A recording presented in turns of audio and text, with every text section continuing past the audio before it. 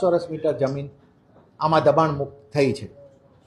આ રોડની અંદર જે 33,750 હતી એની અંદરના દબાણો 497 દબાણો એની અંદર હતા અને નદી કાંઠામાં 992 દબાણો હતા. આમ કુલ દબાણો 1489 જે અમારા મેજર થયા. આ તમામને અમે હટાવીને જે જમીન ક્લિયર કરી છે એની હાલની એપ્રોક્સિમેટ સાવ અંદાજ લગાવીને માર્કેટ વેલ્યુ કાઢીએ તો પણ 350 કરોડથી વધારે કિંમતની આ જમીન થાય છે. આમ આ 24 કલાક ચાલેલું અમારું ઓપરેશન એની અંદર અમારે 1512 મહાનગરપાલિકાનો મેન પાવર એની અંદર લાગ્યો. એમાં ઓફિસર્સથી લઈ અને મજૂર સુધીના લોકોની થઈ જાય છે કમ્પેરિઝન. અમારી મશીનરી 261 લાગી, જેમાં જેસીબીથી લઈને ટ્રેક્ટર સુધી આવી જાય છે. હું ફક્ત મેન આવર્સ ગણું, માનવ કલાકો આખા ઓપરેશનના, તો 33,264 માનવ કલાકો આની અંદર વપરાય આખા ઓપરેશનમાં. આની અંદર કેમ દબાણ મુક્ત જે થયું છે એ ઇમ્પોર્ટન્ટ છે. તો જે વિસ્તાર અમે દબાણ મુક્ત કર્યો છે, જે સેક્ટર 1, 2 અને 3, જે પહેલાં અમારા 3 સેક્ટર આવે છે, જો આપ જસ્ટ ગૂગલના મેપથી પણ રાજકોટનો એ મેપ એ જોશો તો ખોખરદરી નદી અને આજીની નદી ત્યાં આવીને ભળે છે.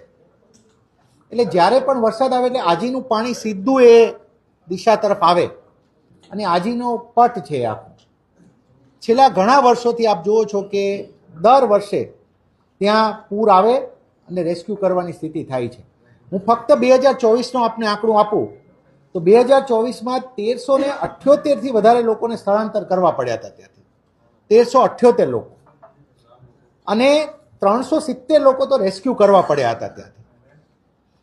અને હું આની ગ્રેવિટી એ જણાવું કે જે એમને 370 લોકોને રેસ્ક્યુ કરવા ગયા એ ઓફિસર્સને પણ એનડીઆરએફની ટીમે ત્યાંથી 24માં રેસ્ક્યુ કરવા પડ્યા હતા. ઓફિસરો પણ તે છોડવા જે એમને રેસ્ક્યુ કરવા ગયા ટીમ ફસાઈ ગઈ હતી ત્યાં.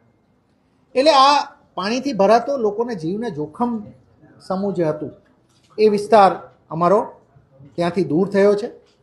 જ્યાં સુધી રોડની વાત છે તો એમ્બ્યુલન્સ, ફાયર કે પોલીસના વ્હીકલ પણ ના જઈ શકે એટલું નાનું સાંકડું અને ગીચ જે હતું સ્ટ્રક્ચર, એની વચ્ચેના આ વિસ્તારમાંથી આ હવે 15 મીટરનો વાઇડ ટીપી રોડ પણ જે ખુલ્લો થયો છે. અને એનું પણ અત્યારે જે મલબો હટાવવાનું કામ ચાલે છે, જેવું પતશે એટલે પાછળ રોડનું કામ મહાનગરપાલિકા દ્વારા શરૂ થનાર છે આની પાછળ. એટલે હવે જંગલેશ્વરમાં 2 વસ્તુ અમે આ દબાણથી અમને એવું લાગે છે કે 2 વસ્તુઓ એવી થઈ છે. એક, નદીના જે દર વખતે પૂરથી આપણને ડર રહેતો હતો, લોકોના જાનમાલનો ડર રહેતો હતો, એનાથી હવે આપણે પૂરની બાબતમાં મુક્ત થયા છે.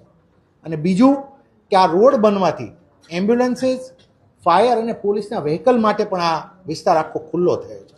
આ થતાં કોઈ નાની મોટી આરોગ્યની ઇમરજન્સી, ફાયર ઇમરજન્સી અને કોઈ લો એન્ડ ઓર્ડરના ઇસ્યુ સમયે પણ એવું નહીં બને કે જંગલેશ્વરની અંદર નથી જઈ શકાતું, હવે જઈ શકાશે.